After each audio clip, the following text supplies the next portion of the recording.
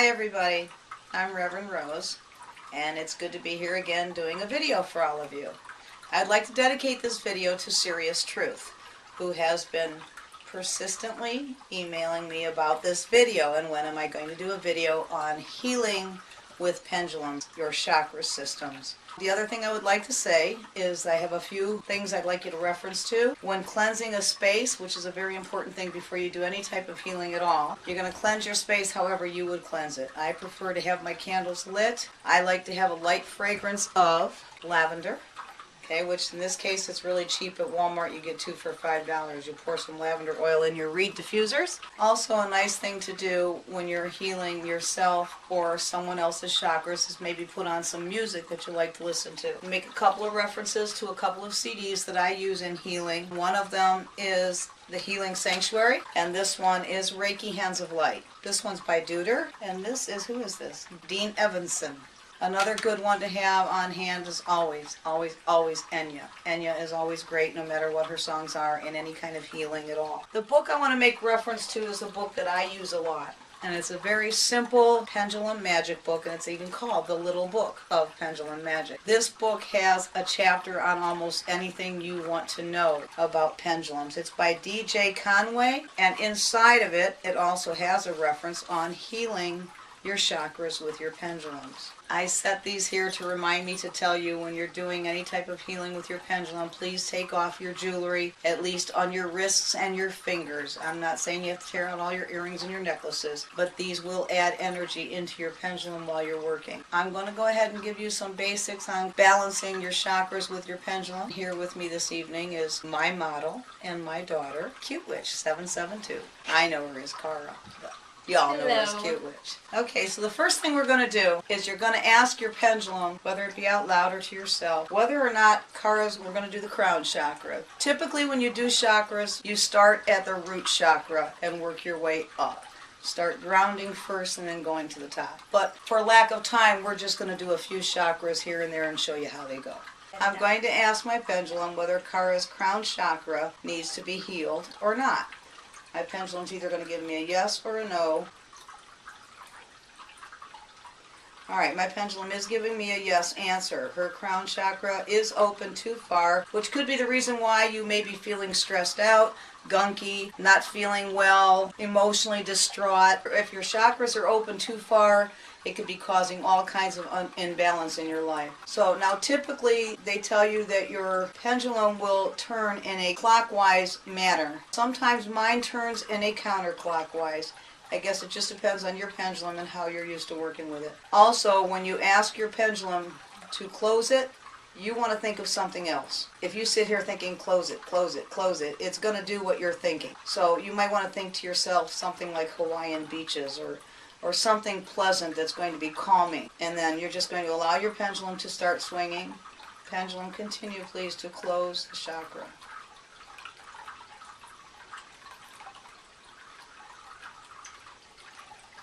The pendulum's going to start swinging in a circular motion. Depending on how open her chakra is will depend on how wide the pendulum swings. Once it starts doing this, you want to just let it go. Let it go until it stops.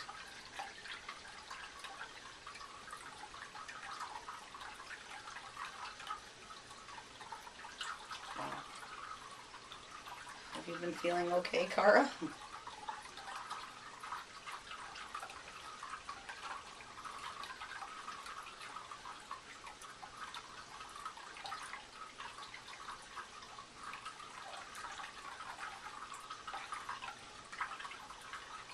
Note the pendulum is starting to slow down.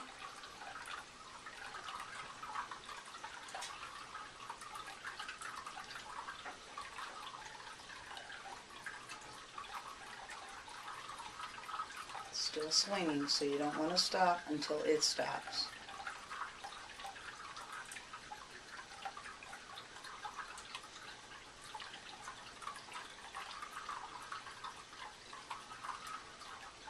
And there we have it. Alright.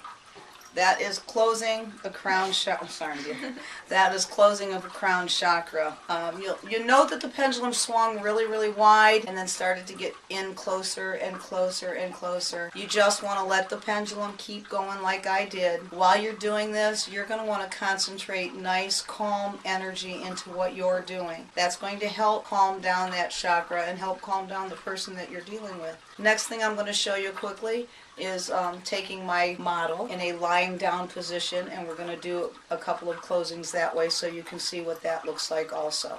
First of all, before I get started on the lying down position, I need to clarify something. I thought about what I had said, and I don't think I was quite clear enough. When I referred to closing the chakra, it was simply because Cara's chakra, her crown chakra, needed closed. Chakras can need closed, they can need opened. Some chakras can be blocked or just not open as much as other chakras. So we're going to change the term closing, because that's what it was in her case there, but it may not be in another case. We're going to use the term balancing the chakra. So if the chakra is too open, we will balance it to a close. If the chakra is too closed, it may balance it more to open it up more. So I'm going to bring back my model at this time and show you what it's like to do a lying down. And we're going to do like maybe 3 of them.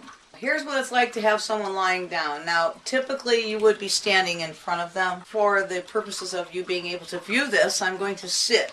We're going to do her brow chakra, also known as the third eye chakra, or the ajna. We're going to start simply by asking the pendulum, does this chakra need balanced? Actually, my pendulum is saying no, this chakra does not need balance. That made you very happy. And as you can see, my pendulum actually stopped. Okay, so there's something you do need to know. I didn't expect this to happen on my daughter because she's such a thinker, but that's probably why this was so open here. So I'm not going to do really anything with that because my pendulum just told me that it's done. And I'm going to check it one more time. Okay, 2 out of 2 pendulums don't lie. We're going to go to, because my daughter's a communicator with what she does in theater, we're going to go down here to her throat chakra, which is also your communication center. In spirit work, your communication center is also in the back of your neck, right below your head, right where it bends. Pendulum, does Cara's throat chakra need balanced? We have a definite yes there. And I'm going to ask my pendulum to go ahead and balance that chakra for me. And you're going to move in a clockwise fashion. How about that?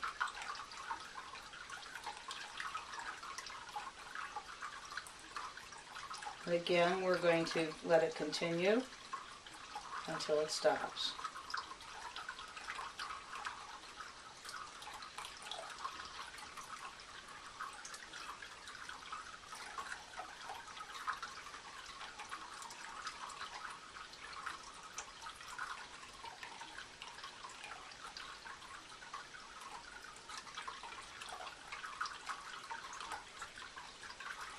And there you have it. Now, if you'll notice with the throat chakra, the communication point versus the crown chakra, pendulum did not swing as wide, which tells me that it was not too far unbalanced. Okay, so the wider your pendulum swings, the more unbalanced it is. This one up here on her crown was way out there. I'm going to move on down to the heart chakra. All right, we're going to go right down here below the throat chakra, right at the top by the breastbone, right here at the top is where her heart chakra is located at.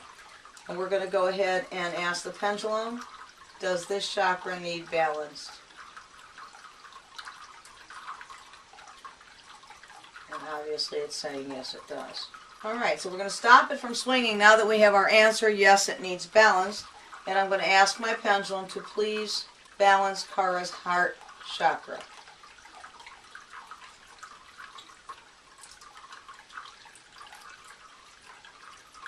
And it starts out little. And you'll notice it's going wider and wider and wider. Which also means it was probably too close. Going very wide.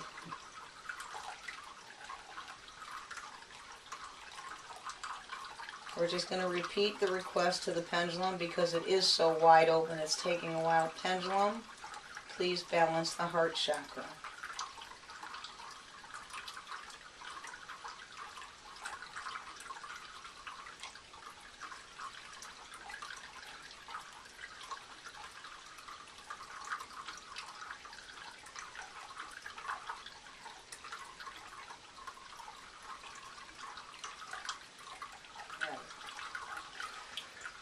Okay, I only did those 3. I wanted to take a few minutes to tell you quickly how you can do your own. And it's also in the book, the little book of pendulum magic. I recommend you getting it. It's also in there how to do it. But you're going to want to take colored paper.